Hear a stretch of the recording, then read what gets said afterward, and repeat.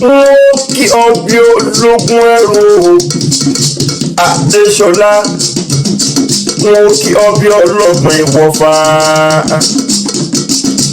Ẹ bá mi pé o Adéṣọlá o, ṣé bẹ́ẹ̀ lè ní àbúrò dé ilé ló bá owó dé ní ẹ̀yìnkùlé ló bá owó ọ̀dẹ̀dẹ̀, yàrá ló bá owó kankan lé.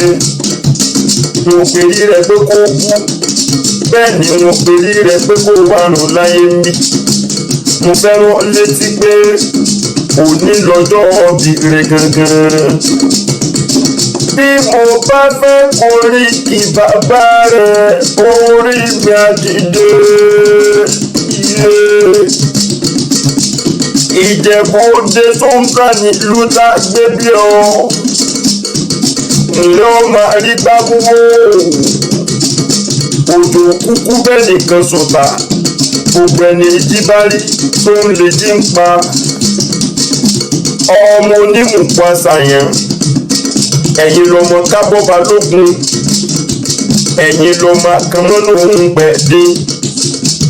Ọmọ olówó tó joyè méjì pọ̀. Ìran bàbá tí yín ní Gẹ̀ẹ́sì lọ kọ́ba. Kékeré Ìjẹ̀bú owó ni, àgbà Ìjẹ̀bú owó ni, ìtọ́ Ìjẹ̀bú owó, kẹ̀lẹ̀bẹ̀ Ìjẹ̀bú owó, kékeré Ìjẹ̀bú owó, pupa Ìjẹ̀bú owó. Gbogbo Ìjẹ̀bú tí mo mọ̀ ní fowó dára ribiribi. Òótọ́ ni wọ́n sọ pé Ìjẹ̀bú kan pẹ̀lẹ́rù ẹ̀mẹ́fà ni wọ́n sọ. Àmọ́ ṣàṣeyàn ló mọ̀ pé pé owó níbẹ̀ nínú ẹrù Ìjẹ̀bú mẹ́fẹ̀ẹ̀fà. Ẹ̀yin lọ máa di ẹgbórógùn ó pò lélẹ̀ ara orókùn bẹ́ẹ̀ lára òrò adìyẹ.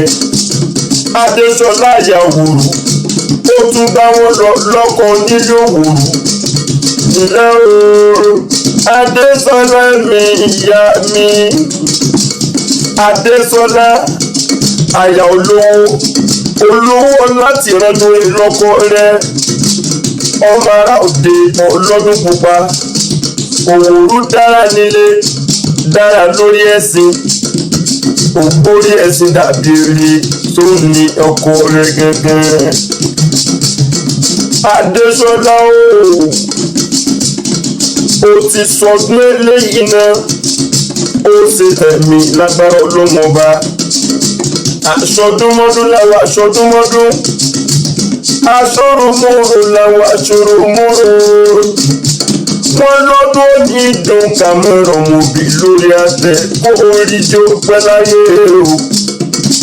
Dúdú Yẹmí o, Dúdú Yẹmí mi nǹkan tí ń bẹ lálàáfíà ara.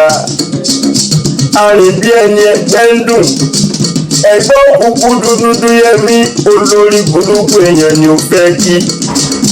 Dúdú Yẹmí àyà Abíọ́dún, òun àti Oyèbọ̀dé Ọ̀túnba Fúwágbóyè gbogbo Jẹ̀bú aka Bengash. Àwọn méjèèjì ló pè mí lórí aago tó ní kí wọ́n kórè kì í yá wọn.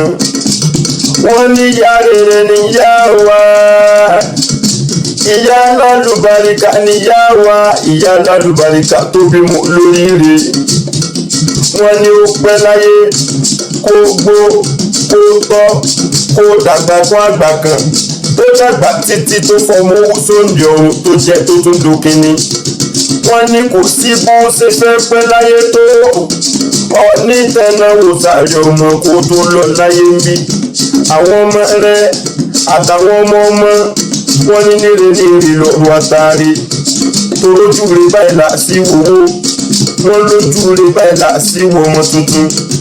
Wọ́n wá ló ní tètè kó àwọn tí lójú ọ̀la lójú rẹ̀. Ìyá mi wọ́n ní ìyá ni wúrà, bàbá ni dígí. Dígí wọ kúkú ní fọ́ bẹ́ẹ̀ ni wúrà wọ ní wọmi. Wọ́n ní wàá pẹ́ láyé o, wàá dàgbà. Àrùn tí ń ṣe wọ́n lọ́tún tí ń ṣe wọ́n lóṣù ní sí ọ tọmọtọmọ. Wá gbọ́ná ẹrọ̀fọ̀ kì í bọ́dọ̀ sàn òní kanjúkú òní fọjọ́ lọ́jọ́ lọ lágbára láwùrà bí ọba mi òní tanáwó kankan nínú ọmọ òní tanáwó sàárè ọmọ lágbára Ọlọ́run èní lọ́jọ́ bí rẹ̀ ìyá mi èní kúkú lọ́jọ́ bí rẹ̀ sá máa